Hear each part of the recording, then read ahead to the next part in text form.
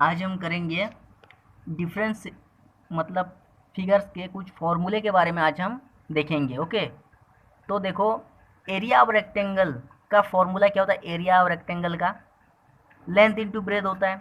ये हमने कहाँ पे पढ़ा है? जूनियर क्लासेस में पढ़ा है कि sir area of rectangle length into breath होता है। ओके, अभी तुम्हें मान लो क्या निकालना है? तुम्हें एक रेक्टेंगल का क्या है? एरिया दिया गया है। एक रेक्टेंगल का तुम्हें एरिया दिया गया है और उसका ब्रेथ तुम्हें दिया गया है, तो उसका लेंथ निकालने के लिए बोला है। तो क्या करोगे? Length is equal to area by breadth करोगे। क्यों करोगे? क्योंकि length into breadth is equal to क्या होता है? एरिया होता है। तो लेंथ निकालना है तो एरिया बाय ब्रेथ होगा, और अगर ब्रेथ निकालना है तो एरिया बाय लेंथ होगा। लेकिन तुम्हें क्वेश्चन में उस रेक्टेंगल का, उस फिगर का तुम्हें क्या दिया जाएगा? एरिया तुम्हें गिवन होगा। अब ये जो रेक्टेंगल है, इसका पेरीमीटर फॉर्मूला क्या होता है? पेरीमीटर मतलब ऊपर का। तो perimeter of rectangle is equal to 2 whole into l plus b, ये हमने पढ़ा है। उसका पेरीमीटर क्या होता है? 2 whole into l plus B.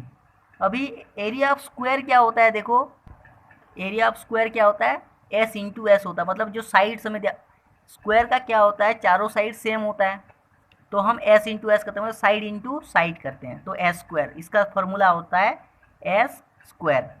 मैं यहाँ पे जो फॉर्मूला बता रहा हूँ ये सरफेस एरिया में आएगा, तो आपको क्या करना है? आज थोड़ा ये सारे फॉर्मूले को थोड़ा मतलब लिख लेना है अपने कॉपी में।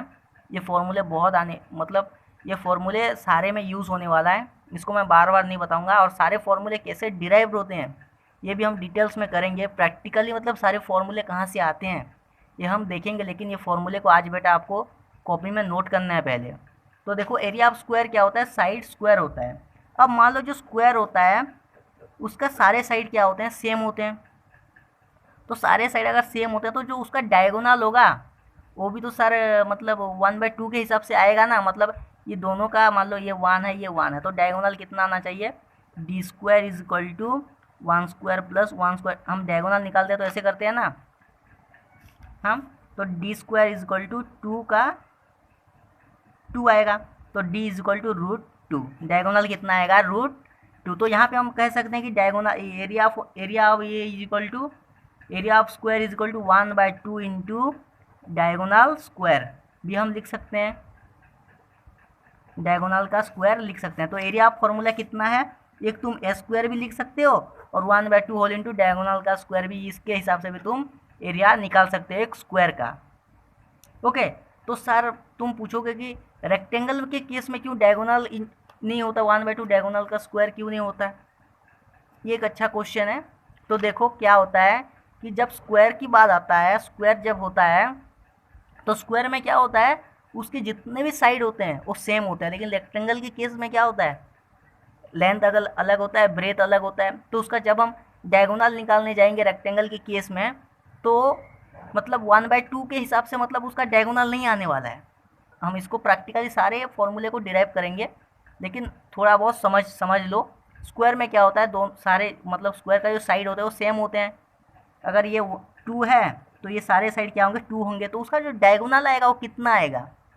उसका जो डायगोनल आएगा, देखो, ये 2 का स्क्वायर प्लस 2 का स्क्वायर, 2 का square 4 plus 2 to 4, d square is equal to 4 plus 4 is equal to d is equal to √8 आएगा। √8 आएगा। अभी तुम ए स्क्वायर करो, यहाँ पे ए स्क्वायर मतलब 2 2 ज़ा 4 करो, तो भी उसका एरिया कितना आएगा? 4 मीटर स्क्वायर या फिर सेंटीमीटर स्क्वायर आएगा। और 1/2 इंटू डायगोनल स्क्वायर करो, 1/2 इंटू √8 का होल स्क्वायर करेंगे तो भी ये भी 4 ही आने वाला है। √8 का फॉर्म, ये √8 का कितना है?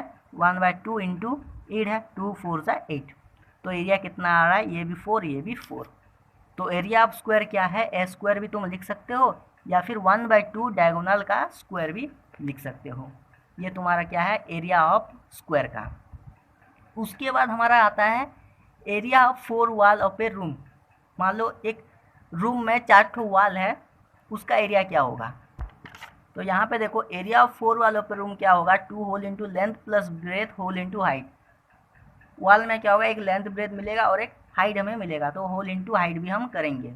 उसके बाद हम देखेंगे एरिया ऑफ ट्राइंगल। उसके बाद हम देखेंगे एरिया ऑफ ट्राइंगल। तो एरिया ऑफ ट्राइंगल क्या होता है? Half whole into base into height होता है। ओके, एरिया ऑफ ट्राइंगल क्या होता है? Half base into height. आप बोलोगे कि सर एरिया ऑफ ट्रायंगल तो हमने चैप्टर 12 में हेरन्स फार्मूला में पढ़ा था, square root of S whole into S minus A S minus B S minus C. हाँ, ये भी एरिया ऑफ ट्रायंगल और एक भी हो सकता है, और एक क्या होगा, S whole into S minus A S minus B और S minus C. Area for triangle कितना ठो है, 2 ठो हो सकता है, एक है हाफ बेस इंटू हाइट और दूसरा क्या है square root of S whole into S minus A S minus B और एस माइनस सी। ये भी एरिया ऑफ ट्रायंगल हो सकता है। और ए बी सी क्या है, ए बी सी है इसका, ए बी सी क्या है, a b c side of the triangle है। ओके, और s is equal to a plus b plus c by 2 होता है। अभी एरिया ऑफ इक्विलेटरल ट्रायंगल क्या होता है, ये तो हमने क्या देखा, एरिया ऑफ इक्विलेटरल ट्रायंगल क्या होता है, एरिया ऑफ इक्विलेटरल ट्रायंगल ये हमने सिर्फ मतलब राइट ट्रायंगल का देखा, हाफ बेस इंटू हाइट। अब इक्विलेटरल ट्रायंगल का देखो क्या होगा फॉर्मूला, जब हम हेरन्स फॉर्मूले के हिसाब से जब भी एक ट्रायंगल का एरिया निकालेंगे तो फिर a b c are the side of triangle होता है और s is equal to a plus b plus c by 2 करते हैं। अभी उसके बाद देखो एरिया ऑफ इक्विलेटरल ट्रायंगल क्या होता है, √3/4 एस स्क्वायर। एक इक्विलेटरल ट्रायंगल का जब भी हम एरिया निकालेंगे क्या करेंगे, √3/4 और उसका साइड का स्क्वायर करेंगे, क्योंकि इक्विलेटरल ट्रायंगल में एस भी सेम ही होता है, उसका तीनों साइड सेम होगा। उसके बाद एरिया ऑफ ट्रायंगल और एक मतलब एरिया ऑफ ट्रायंगल और एक हिसाब से हम एरिया ऑफ ट्रायंगल का भी निकाल सकते हैं। 1/2 ये भी जो है ये साइड है, ओके, ट्रायंगल का दोनों साइड है into sine theta.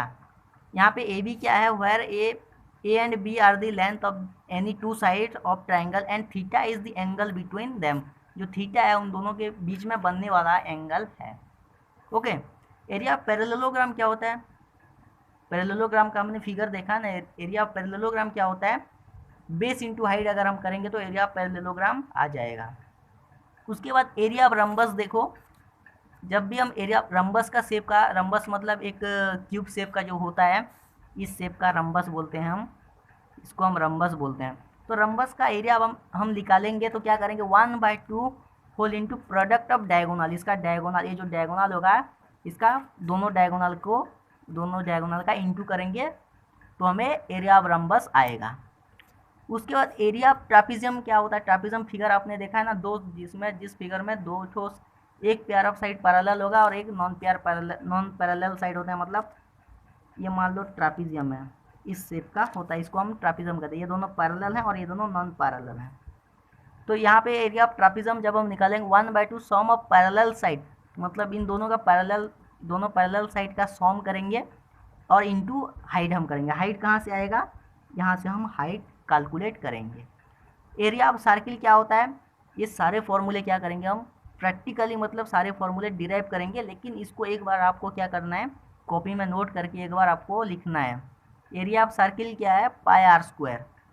Okay, circumference of circle क्या है बेटा, 2πr। सर्कमफेरेंस ऑफ सर्किल क्या है, 2πr।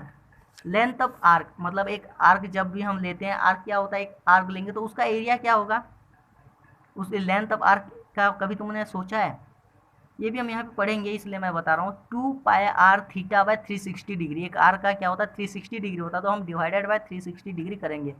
Where theta is central angle, मतलब थीटा जो होगा उसके जो आर्क हम बनाएंगे उस आर्क बनाने का एक सेंटर, मतलब बीच वाला जो एंगल होगा यहीं पे थीटा उसको हम लेंगे।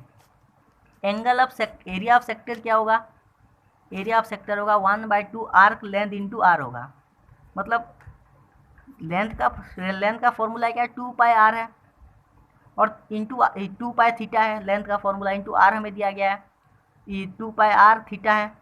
तो लेंथ ऑफ आर्क ये है 2πr²।